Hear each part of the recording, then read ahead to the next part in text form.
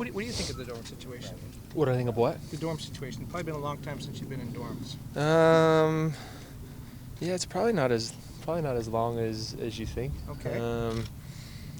Yeah, from in different teams in different moments. This is what it's like. I mean, with Toronto last year, we were in the Mexican Football Federation's training center for a few weeks, and it was very similar. Okay. And so, yeah, I think there's big value in it, especially when you have a new team, a new group. It's nice to get everybody together. Just in terms of the ease of going from rooms to food to the field to the gym, everything is right here. Not wasting time in vans, on buses. It's a great environment to get to work. This your fifth national team coach, going back to your dad. Is that a difficult change for you've been through a lot of club coaches too? Yeah, it's life. That's how football works. Whenever a new coach comes in, that coach is going to try to, that coach has the chance to work in whatever way he wants, to choose the players he wants, to get the team to play however he wants, to set whatever tone he wants on a given day, and it's down to the players to come in with an open mind, to be excited, to be ready to give everything for each other, but also for the new coach, for the new staff, in terms of showing what you can add to the whole thing. So in that regard, this initial part with Gregg is exciting for all of us. Describe Gregg. What's he like as a coach? I know it's just been one day, but your initial impressions. So yeah, I mean, Gregg and I have a little bit of a relationship. He was, when Bruce first brought me into the national team in 2006. Gregg was one of the older guys in that team.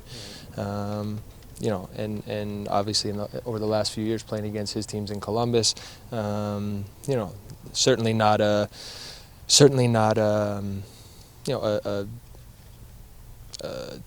deep relationship, but a relationship of, again, respect and of crossing paths in different moments. And what I would say is that Gregg is into it. Gregg loves football. Gregg has real ideas about how he wants to work, how he wants his teams to play. There's details, there's a plan, and like I said, I love football too. So I think in all those ways, I'm very excited. Have you ever been around a coach as into analytics as he is? That's hard for me to answer, just because I don't know how into analytics he is, and again, the past relationship certainly didn't get into any of those things, and 2 hours on the field this morning didn't touch on any of that either. So we'll revisit that. Yeah, I mean, look, when I talk about details, I talk about football details. Yeah. Details on the field, ideas, how he wants the team to play, what he wants things to look like. There's going to be there's going to be real work every day into now building what we want this thing to look like. I believe the numbers, and I might have it wrong, but you have, I think, 4 more caps than everybody else on the camp combined. For you, is that exhausting with a lot of the younger guys, or rejuvenating for you with a lot of the younger guys? I don't think about it in either of those ways. I don't count caps as I'm going. I enjoy every opportunity.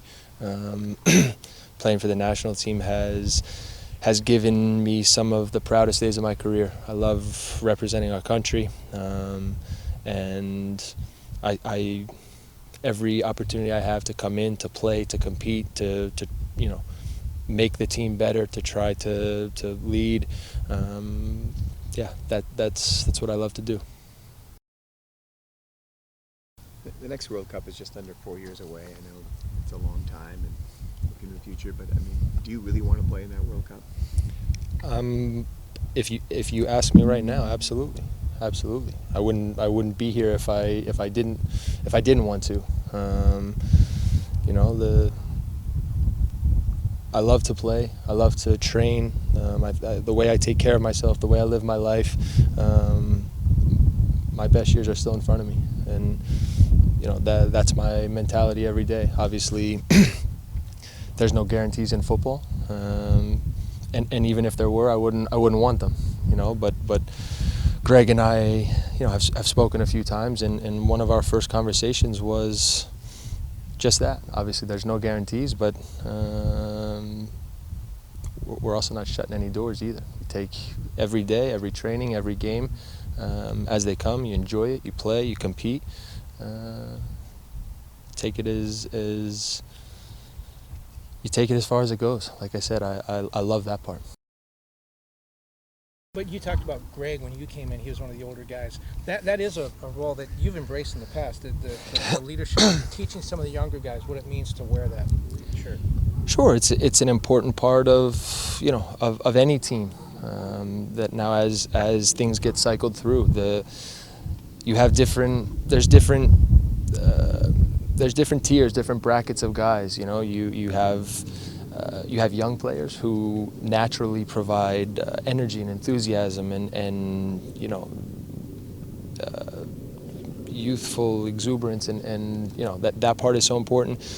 You have the next category of guys who now have been around a little while, have started to establish themselves, and are hungry to take on bigger roles, both on the field and off the field. And then you have older guys who have experience, who have been around, and whose job it is to first off play and to be good and to set the tone in those ways. But yeah, in other ways to set the right tone, to make sure guys understand what it means to represent the national team, to make sure guys understand how special the opportunity is. So you can't have a team without covering all different parts of that.